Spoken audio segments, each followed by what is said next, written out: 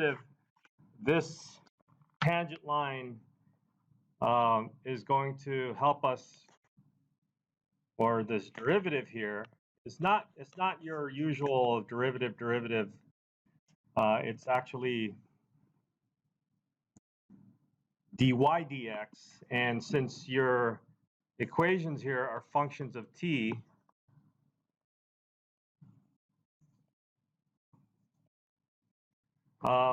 when you're looking at the derivative of a function or a graph, we want it in terms of x and y. And so we want the slope to find your tangent line. We want the slope dy dx. And for that, it happens to be dy dt divided by dx dt. So if you have that piece of information, you now have the slope at some point. And that point is something that we need to actually consider and think about. And if we were to put this together into, like, say we want to graph this, we want to really figure out what that extra point is. And so we probably want to find a value for t to put in to this, because in the end, this thing is going to be a function of t.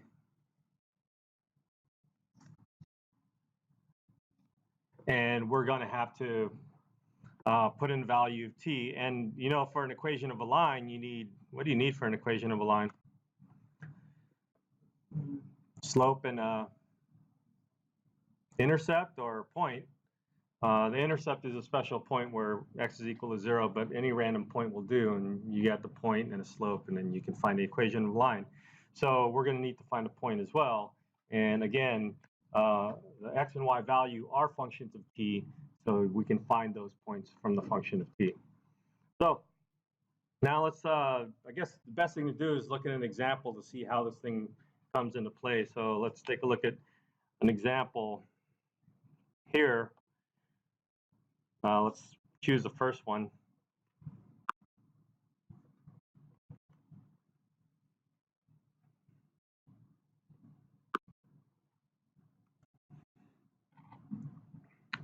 So let's take a look at this and see what's given, and what it's asking for is asking us to find a tangent line. So what's given is that we have an x of t function, that's a square root of t, and we have a y of t function, that's t squared minus 2t. So we have an x and y put together will allow us to come up with a parametric equation or a parametric curve. And then they give us a value of t is equal to 4 to say, okay, we want to focus on this value t is equal to 4, and that's where we're going to draw the tangent line. So with those pieces of information, I think we can run with this and do the things that they're asking for, like find the equation of the line. So let's see if we can remember again what do we need for an equation of a line? Slope. Need slope and what? And another, just a point. So we need a slope and a point to find the equation of a line. Well, the point seems like it's easy, right? How do you find the point? Plug it in, right? 4, t is equal to 4. So to find the slope, or to find the point, we could just put it into the actual values. So when t is equal to 4, x is equal to the square root of 4, which is 2, and y is equal to 4 squared minus 2 times 4, which is what? 12? 8? So that's 8. So 2 comma 8 seems like the point that we're looking for, right?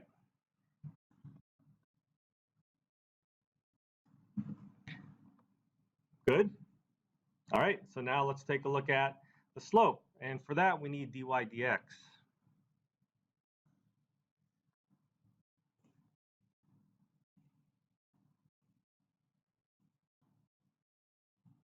So according to this, we take the derivative of y with respect to t.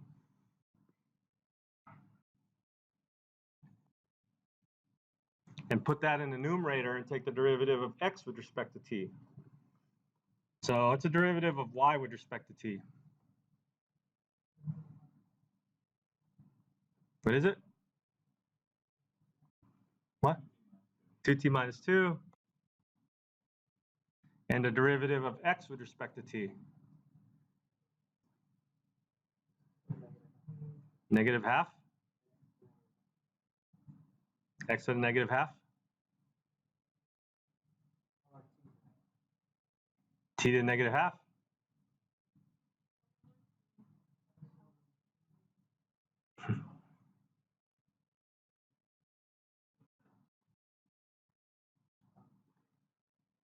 Is that right?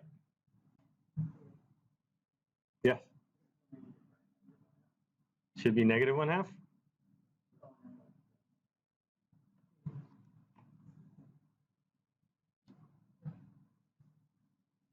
So good?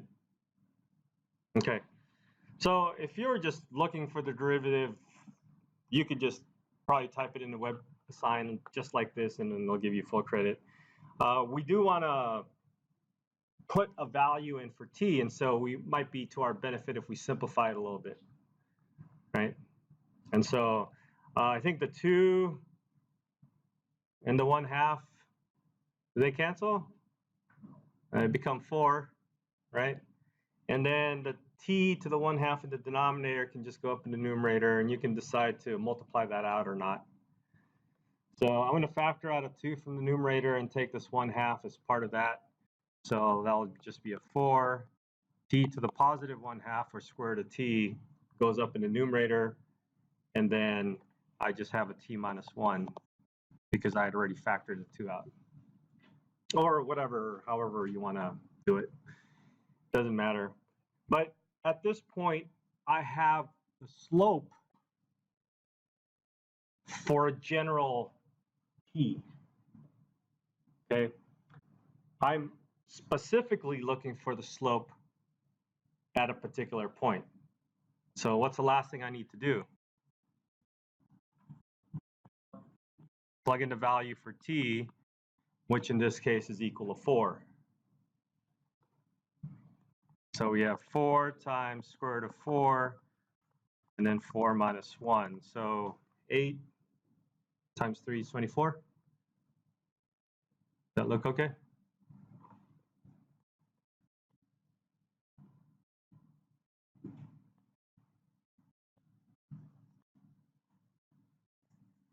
So now we have a point and a slope. We can come up with the equation. What?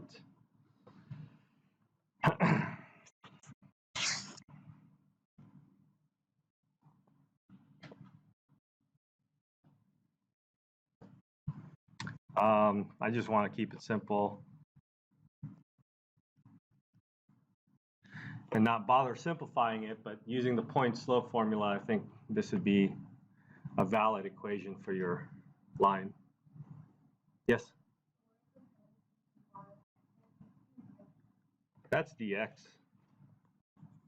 Just looks like a t because I wrote a t. Okay?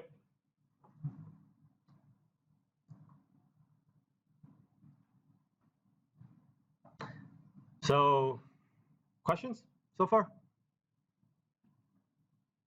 All right, so we'll try to keep this page here. I will take a look at the graph. Graph.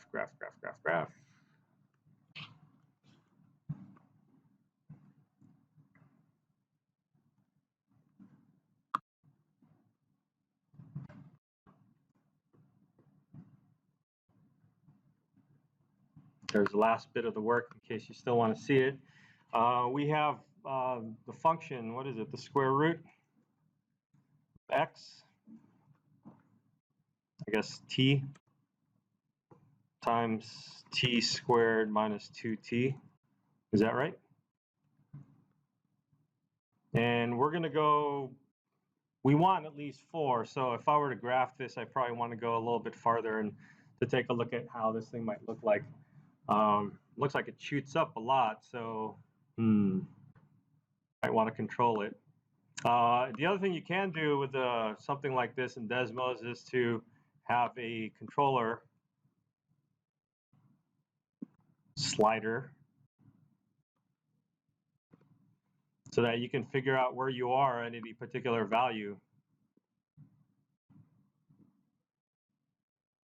So we want the equation at this point. So now that you know that, I think you can leave it like this so that it's like in proportional order, or you can change your order a little bit.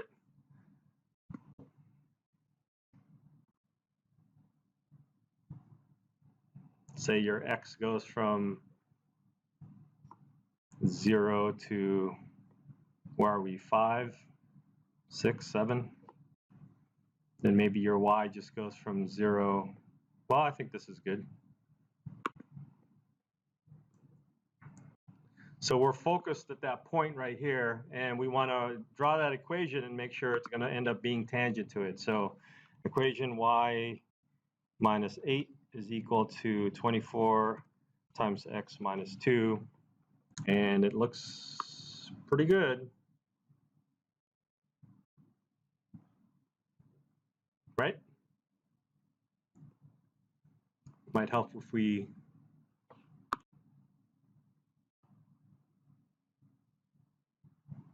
zoom in, zoom out. I don't know what would be good. Maybe that'll work.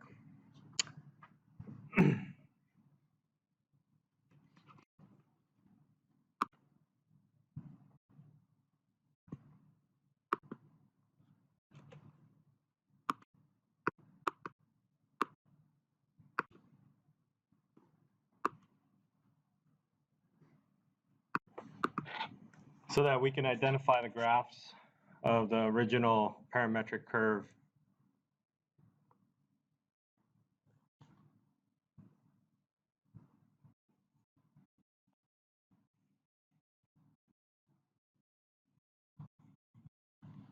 And then the graph of tangent line.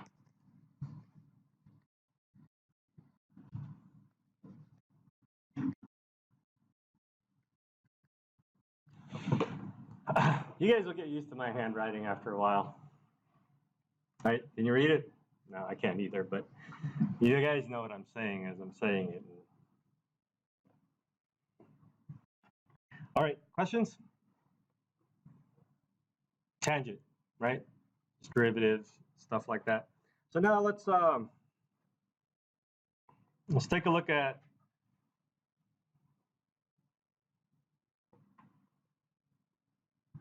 what just happened. Oh, that was from yesterday.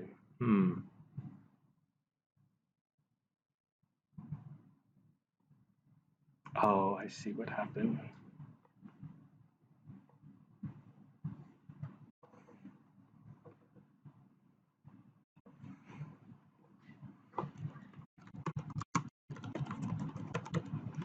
So now let's take a look at the second derivative business of things. And just to make it clear that our derivative, when we take a look at our derivative, we don't just cancel the dt's. I think I mentioned that last time. When we look at the second derivative, you see something that looks really weird. That the derivative of the derivative with respect to x. So remember, we're playing with functions that are functions of t. And so now if you're going to take the derivative with respect to x, we have to understand that that is not the same as taking the derivative with respect to t. So in other words, what some people might have thought is that d squared y dy squared is equal to d squared y over dt squared divided by d squared x over dt squared is wrong.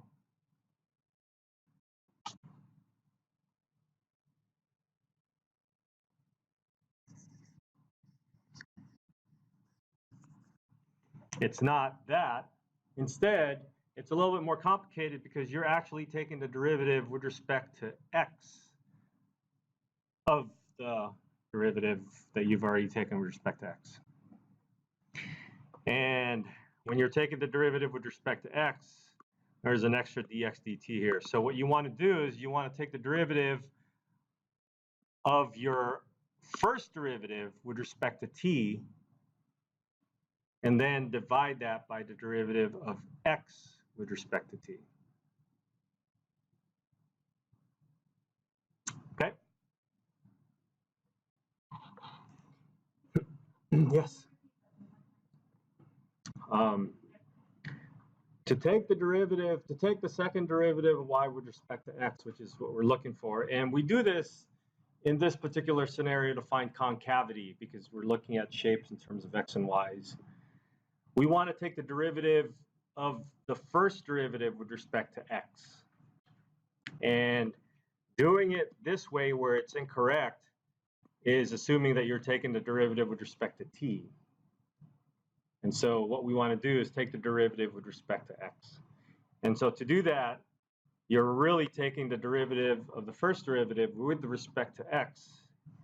And it's really taking the derivative of the derivative with respect to t, and then dividing it by the derivative with respect to t. So in the end, this will still be a function of t, and then we'll still treat it like a function of t, but then we've actually found the concavity, I guess, is the best way to describe this, the concavity with respect to x.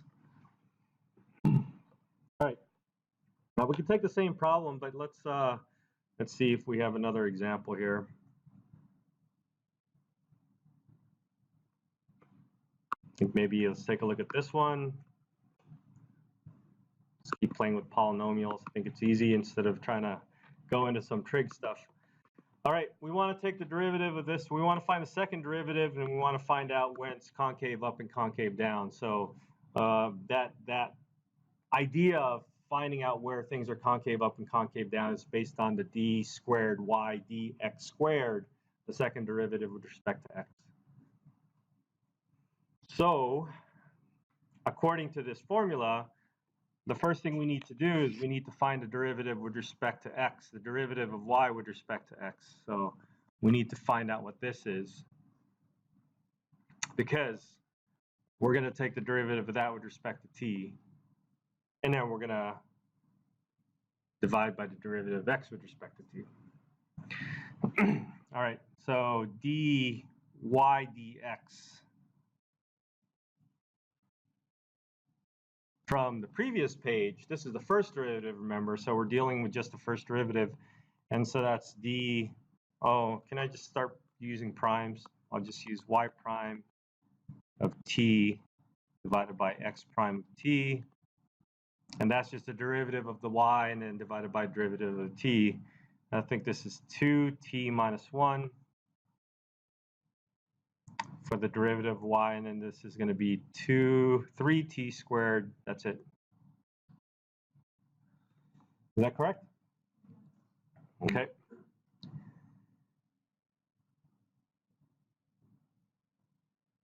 All right. Now, the numerator here wants us to take the derivative. Oops.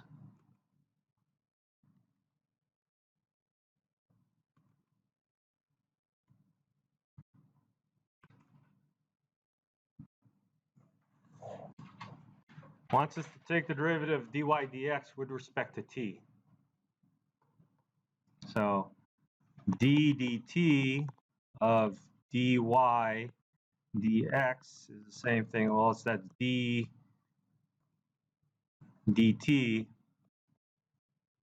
and dy dx we found to be 2t minus 1 divided by 3t squared. Oh, there's a squared, right? There's a squared missing. All right.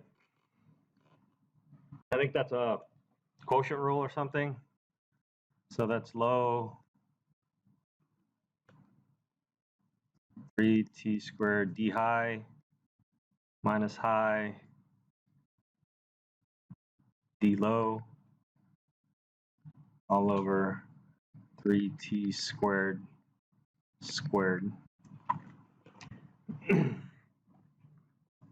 Okay. All right, so that's more than half of what we want. The last thing we want to do is find the dx dt.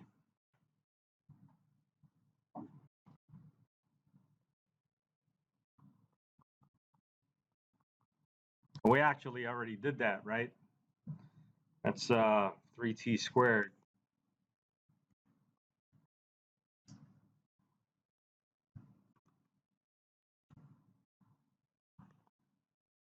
We probably want to simplify this first one because I want to put this in the numerator and denominator and stuff. So let's see if we can simplify that. I'm not usually one for simplifying, but some cases it's kind of needed. So this is going to be 6t squared, and then distribute the 6. That's 12t squared minus positive 6t all over squared. That's 9. This is t to the 4th. Looks like I can get rid of one of the t's. So this is a negative 6 in the numerator. T squared plus 6t divided by 9t. So a 3 can come out, negative 3, and then a t can come out.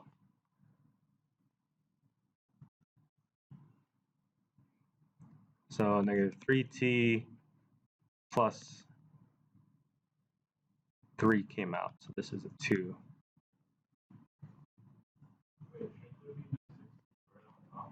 I don't know. Say it again.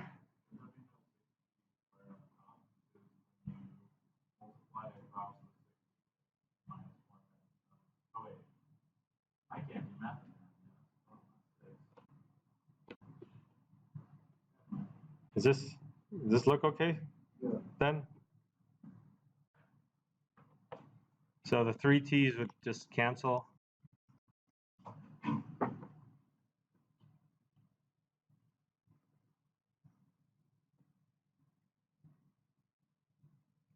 Now it's okay. Is it okay?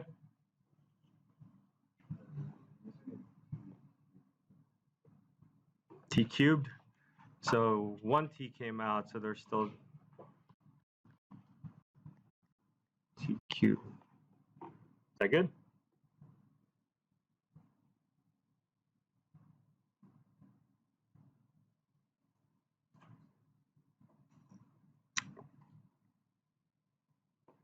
Is there a mistake error somewhere?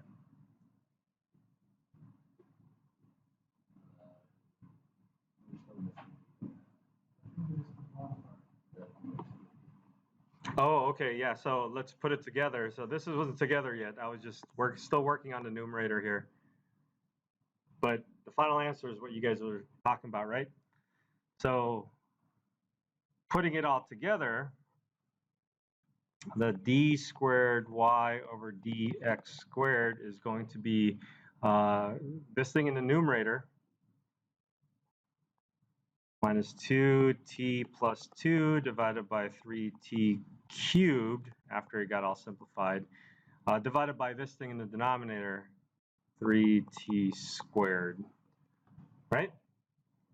Okay, we want to do some stuff to it, like figure out when it's positive and negative. That tells us when it's concave up and concave down. This is our second derivative.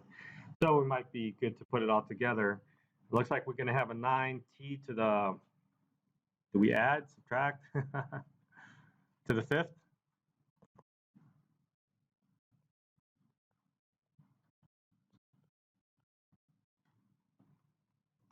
Is that cool?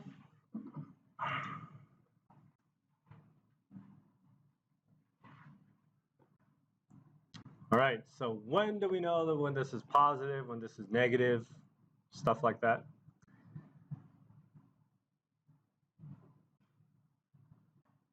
So let's figure out positives. I think one of the best ways to try to figure out when things are happening is like just drawing a number line, putting values for t's, like when the numerator and denominator is equal to 0, when those things happen. So I think this is 0 when, well, minus 2t plus 2 equals 0 when what? T equals 1, and then 9t to the 5th equals 0 when t is equal to 0. And 5 is an odd power, so it goes positive and negative. If it was even, then the whole denominator would always be positive, and we won't have to worry about it, but we kind of do. So check. We'll do a number line. We'll put 0 and put 1, and then looks like it's 0. The denominator is equal to 0, so it's undefined, but that's probably going to be a change in concavity. But if I put in a negative number into this expression, your dy, your d squared y over dx squared, is it going to be positive or negative? Negative. So put negative numbers in there. Negative 2 times a negative number will become positive. So the numerator would be positive, and then t to the 5th power will be negative, and so this will be negative.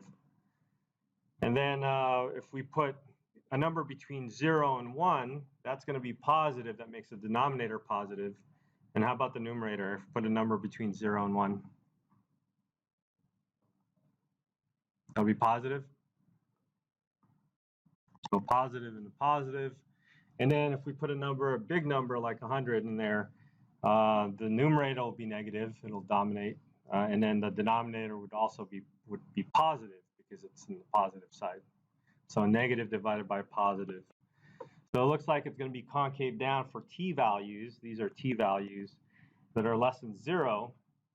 And for t values that are between 0 and 1, we'll have a concave up portion of the curve. And then after that, it'll be concave down again. All right. And we do have a graphing program, so why not? Let's take a look at the graph.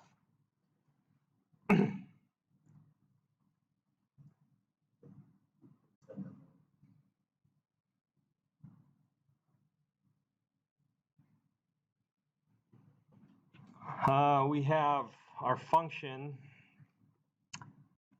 Don't have it memorized. What's the x and the y?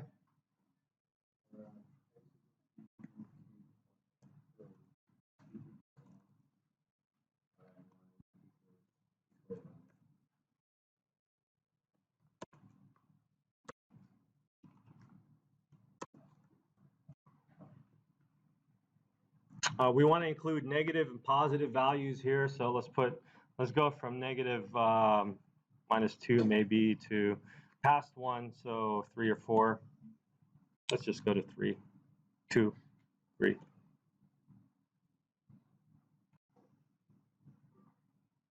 Maybe we'll go negative 1 to 2. And again, I'll do that tracing where we trace it with another parameter, I'll call it. We'll call it a parameter. I guess a slider would be good. So as long as we're over here on the negative side, where t is less than 0, I am tracing out a graph that is concave down, right? Right at 0, something happens, and then I'm tracing up between 0 and 1. I'm tracing values that are concave up.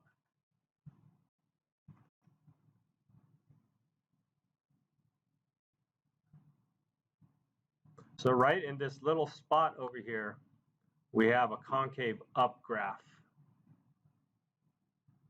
Past 1, it's hard to tell because it looks like it's just going to be a straight line, but it looks like it might actually curve back down. And so we got a concave down graph. Yes? Concave in relation to the x-axis. That's why it's with respect to x.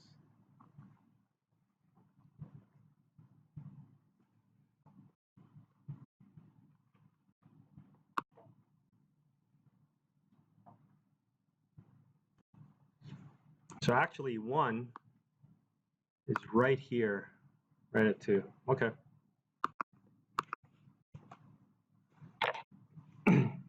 So we have t-values associated, right, as points on the graph. So if we can identify those t-values associated with the points of the graph, this is, I think, maybe -1. I'm not sure. What happens when you put -1 in for t here? 0 for x and 1 for y, so that's it. T is equal to -1. At some point down here, we got t is equal to 0. And at this point over here, we got t is equal to 1. Right? And so we can see the concavities here. Some are more clear than others. But we see here,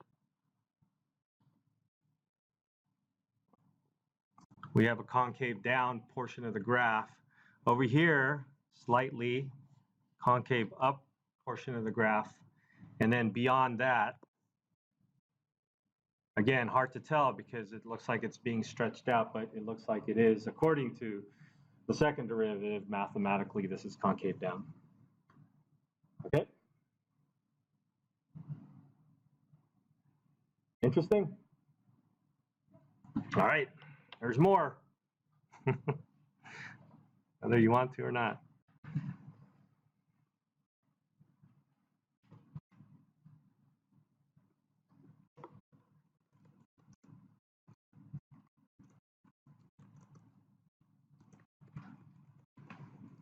Now, in count 2, we talked about areas under the curve.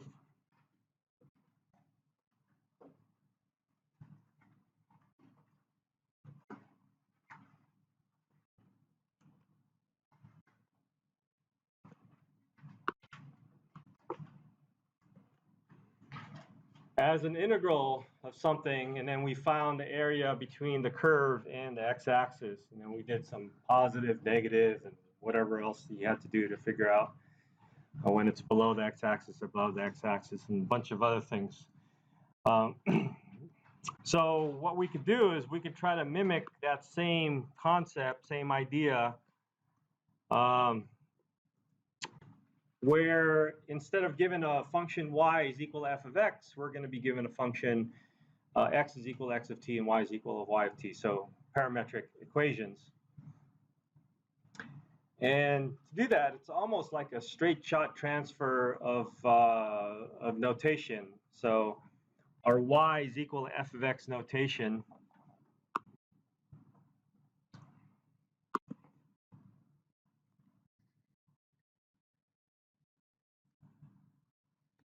can literally replace y with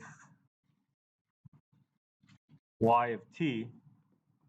So that part seems pretty straightforward. Now the dx, like the differential dx, it's like almost like saying instead of with respect to t, I want to go with respect to x. So this is almost like a u substitution from t to x or from x to t. And so if x is equal to x of t,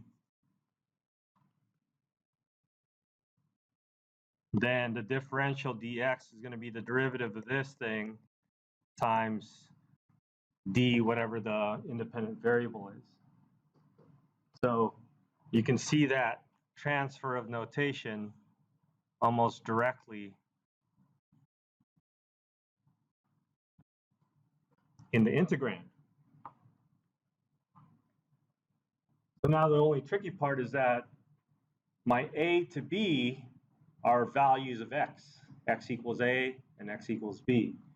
Well, just like the u substitution that you guys used to do, whenever you do u substitution and you decide that you want to stick with u, you change the limits, right? And so it's kind of like the same idea here. You're going to change the limits now. Instead of x going from a to b, I want t values here. And what are the t values? The t values are the values of t that you put into the x component.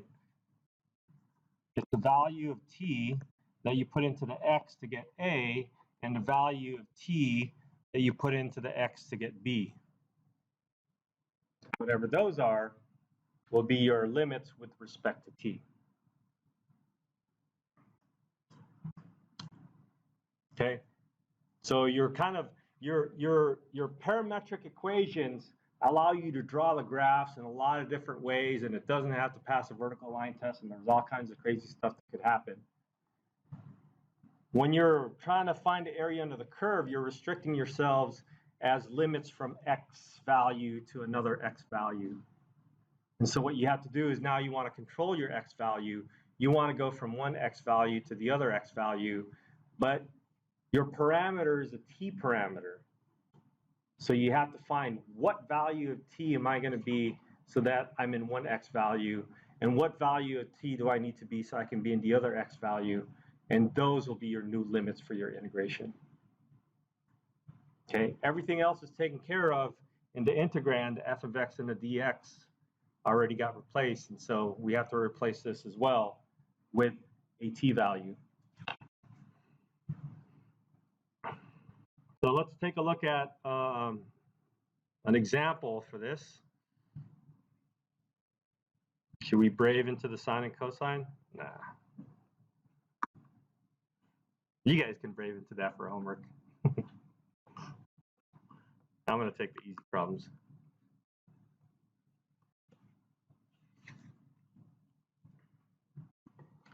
So now,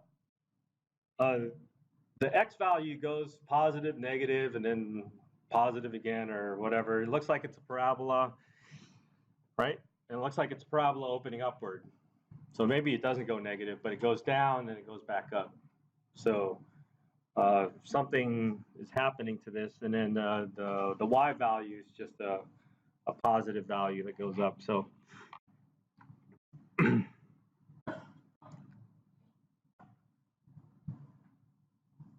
I guess the other important thing is to know what our limits are going to be, because even this one, we don't have an integral to say what a and b are. Oh, and now there's y-axis. Maybe this wasn't a good example. All right, I'm going to go with it anyways and see what we get. A good thing to do is to draw this, but I'm going to hold off in drawing it to see if we could figure it out analytically first, and then we'll take a look at the graphical side of it. So it looks like you're looking at a graph in the y-axis. So I don't know how the graph of this looks like yet, but you're looking at this. So already I think I have a problem that's different from our formula. Our formula is going from x values, but now it looks like I need to go into y values. So we have to kind of rederive this formula, looking at it sideways. So I think what's happening here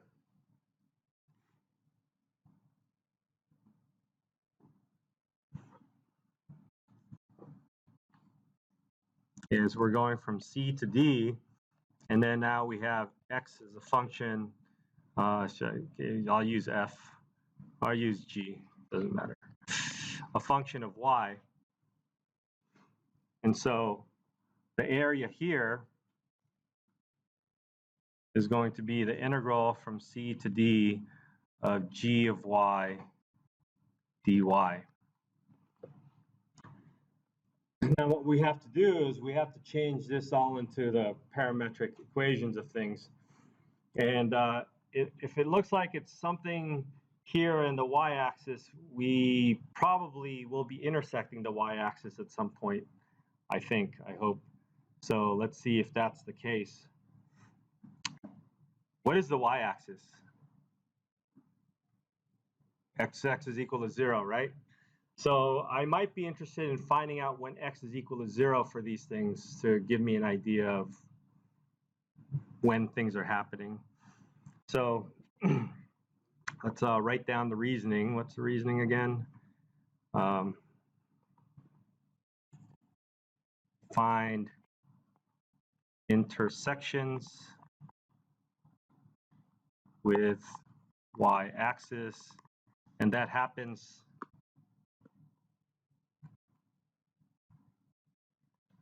when x is equal to 0. So we have looks like we have a nice quadratic there that you don't even have to use quadratic formula for.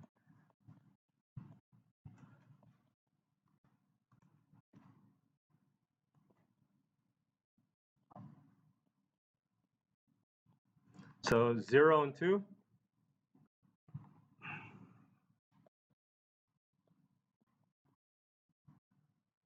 So when t is equal to 0 and t is equal to 2, it looks like my graph is hitting the y-axis.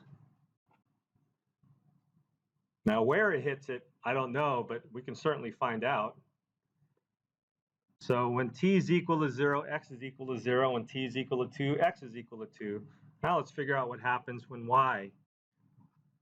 t is equal to 0 and 2, where is y?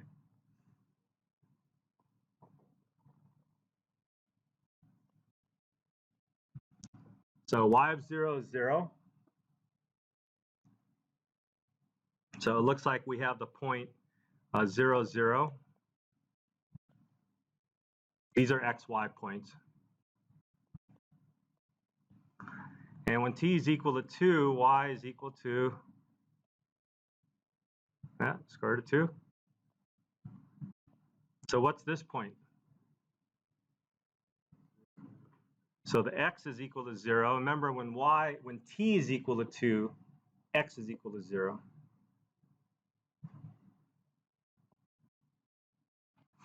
So we have those 2 points. So I can refine my graph a little bit now. At least I know it's going to look something like that, maybe. And I know my C and D values. 0. And this happens when t is equal to 0. And this one is the point 0 comma root 2. And that happens when t is equal to what? 2.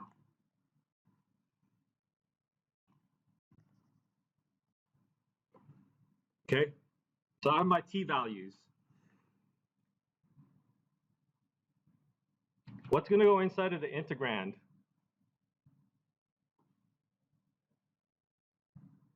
So the g of y is actually an x value, right? So we want to replace now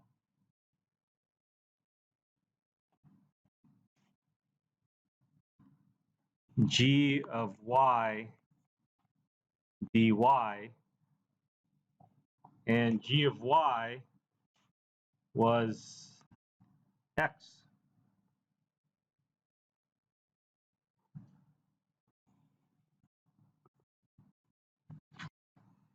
Right? And then the differential dy, y is a function y of t, and so that differential will become what? Y prime of t dt. So now your formula, now that we know, I guess I should be pointing here.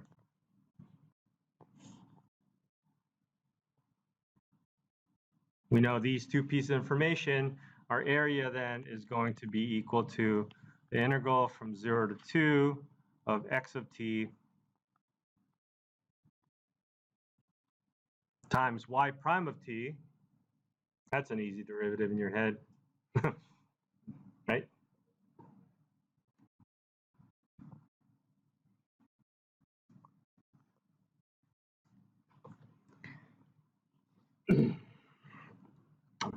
And then the dt would give us our value. Okay? Yes?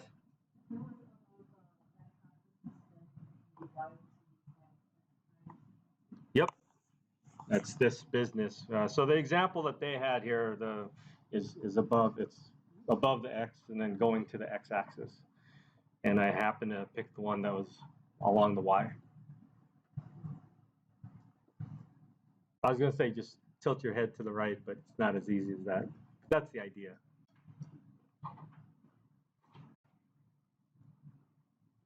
Yes?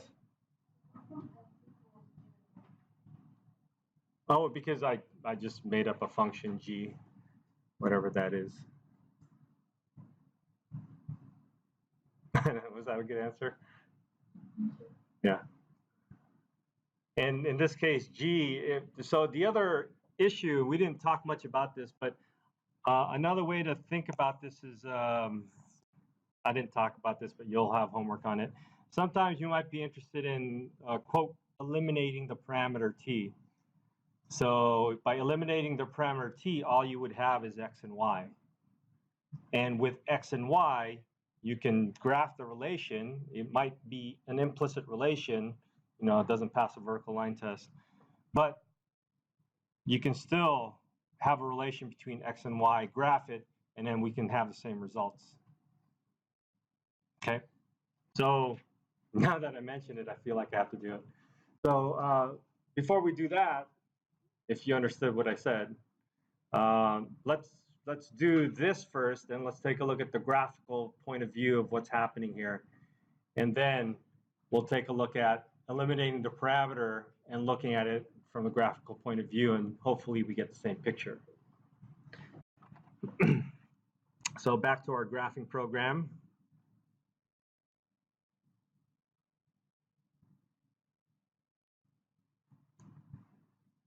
So we have our function, t, what is it, t squared minus 2t, is that right?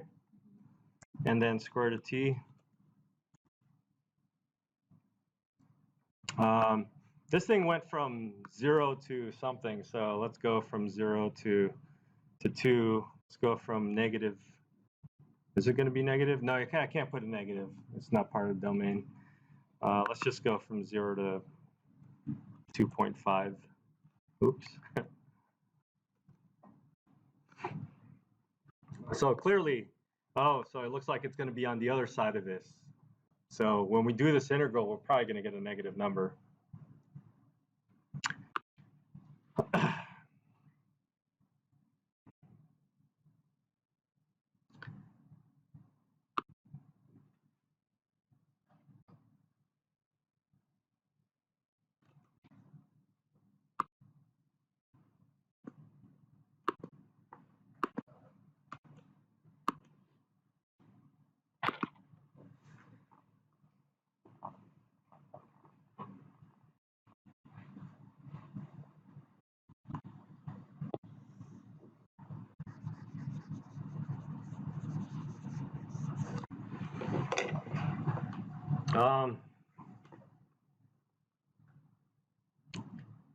Go ahead and integrate it. Okay.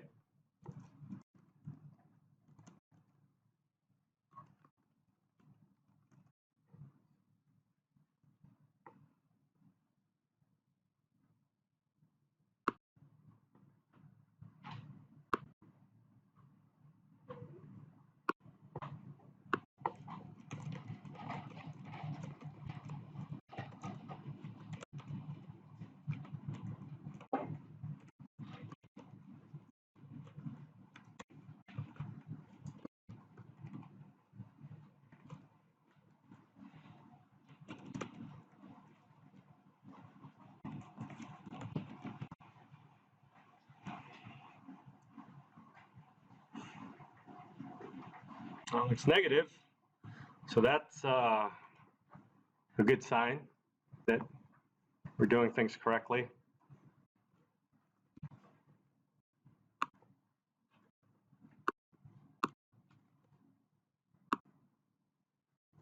But now let's do the approach where we find the relationship between x and t by eliminating the variable. I'm sorry, we find the relationship between x and y without the t variable.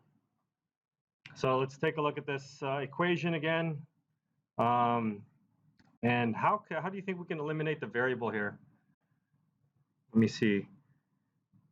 X equals t squared minus 2t y is equal to the square root of t. So I think what I want to do, or what I'm interested in doing, is do some sort of substitution or something like that. Any suggestions on what to do? The t equal to y squared, that's a good start. And then maybe do the replacement of all the t's in there. X is equal to t to the fourth minus 2, oops, that would be y.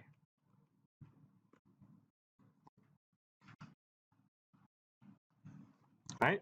So now we have a relationship between x and y without t. Interesting.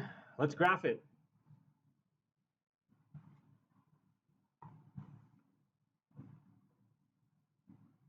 And temporarily, well, maybe I'll put this in a dotted line and then graph what we just have here. X equals y to the fourth minus 2y squared. Ooh. Oh, I was going to say it didn't match. Oh, there it goes. Now it matches. Not only that, but we see another side to it, which we probably would have gotten if we would have went to, instead of going from 0 to whatever. If we included negative numbers, we probably would have got the bottom part of it as well.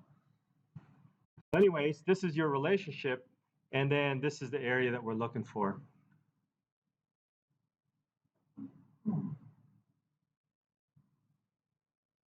So if you want to get that area, maybe we can say, I don't know if we can do this. This thing less than x less than 0. And 0, y bigger than 0. There it goes.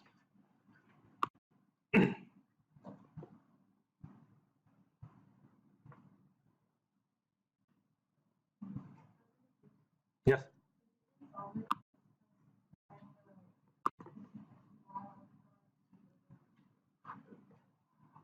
Because your graphs can go a little bit crazier than this. And because we can do it.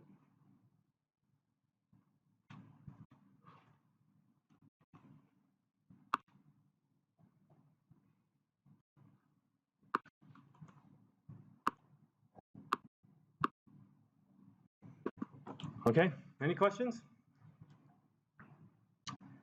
Cool. All right, the next topic is an area under the curve, or not the area under the curve, but instead the arc length.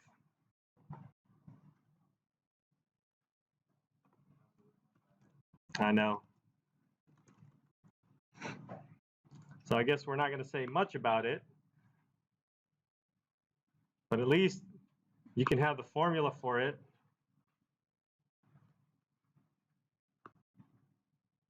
And just imagine how we're going to do it. So the formula for arc length, there's really a nice story and proof using Riemann sums and stuff, but you're looking at the derivative of x with respect to t, and the derivative of y with respect to t. You square each one, add them up, put them under a square root, and then you integrate from a to b. And this will allow you to find arc lengths of things that are not what we would normally refer to as functions. Like the x is equal to y squared, a sideways parabola. You can find the arc length of that using, if you have the parameterization for it, you can use this parametric equation formula for arc length. All right. So what I'll do is after class, I guess I'll do the work to figure out the arc length of this example. I'll put some pictures up there, and then it'll be part of your notes. Okay, so you'll have some notes to look at, and it should be enough to get you going on the first couple of sections of your homework. Have you guys taken a look at the homework set? Yeah, there were some issues yesterday.